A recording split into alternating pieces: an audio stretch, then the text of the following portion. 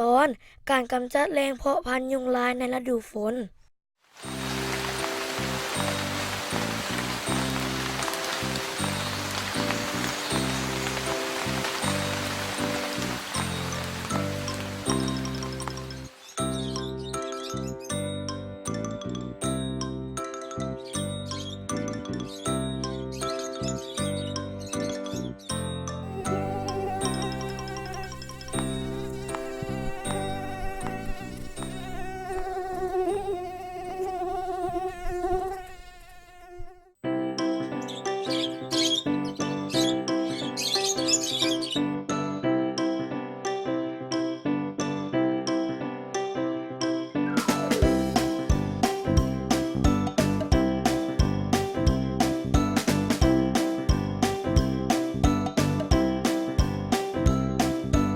เมื่อยบ่แม่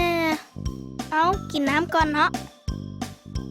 ขอบใจหลายๆลูก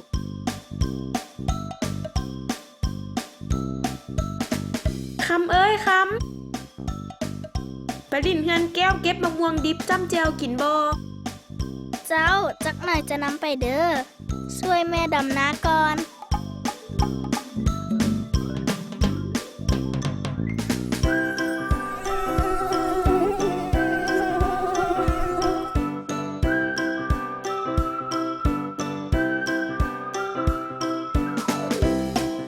แก้ว ให้ค่อยลิ้นน้ำแน่ ดีเลยควายน้อยข้อยกำลังท่าคนมาริดน้ำอยู่พอดี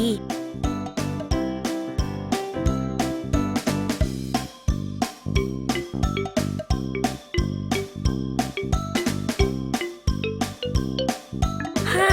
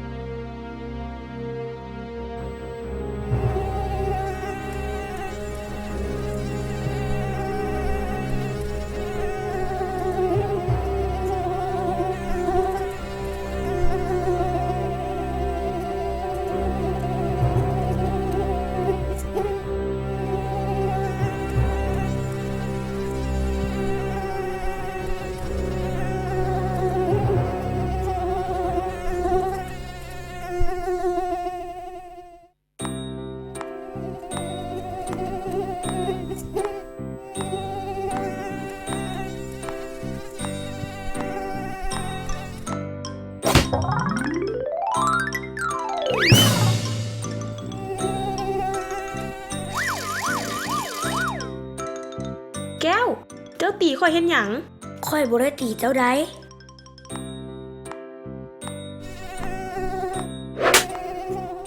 อ้าวควายน้อยเจ้าตีค่อยเฮ็ดหยัง ค่อยบ่ได้ตี ค่อยตบยุงให้เจ้า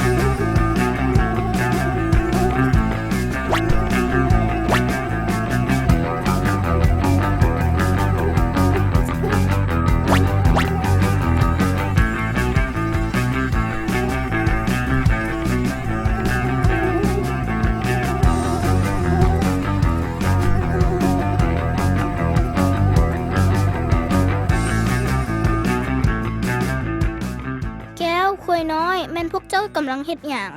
พวกเขากำลังไล่ตบยุงอยู่เฮ็ดแนวใดมันก็บ่หมดจักเทื่อ โอ้ แม่นหวาเข้าใจแล้ว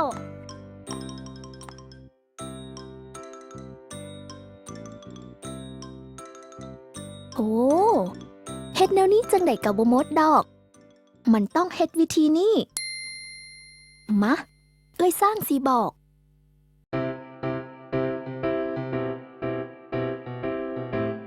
นี่ พวกเจ้าเห็นหนอนน้ำยุงลายอยู่ในน้ำบ่อ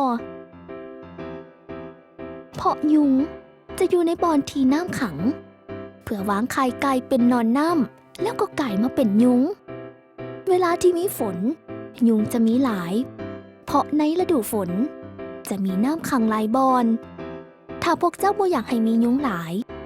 ต้องทำลายแหล่งเพาะพันธุ์ของยุงเด้อบ่ว่าจะเป็น กระป๋อง อย่างตีนรถที่มีน้ำขังไว้ และอื่น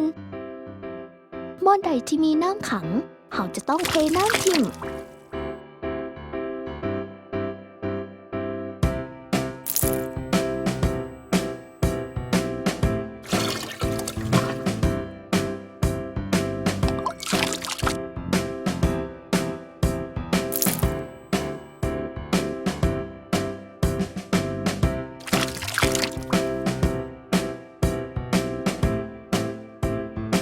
นี่เด้อ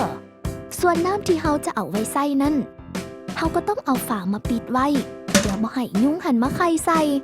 เข้าใจแล้วบอกแบบนี้น่ะ เข้าใจแล้ว ต่อไปนี้ถ้าพวกเขาเห็นกระโป๊ะกระป๋อง อย่างตีนรถที่มีน้ำขังไว้บอนใดแม่นพวกเขาจะช่วยกันคว่ำเทน้ำออกให้หมด ดีหลายควายน้อย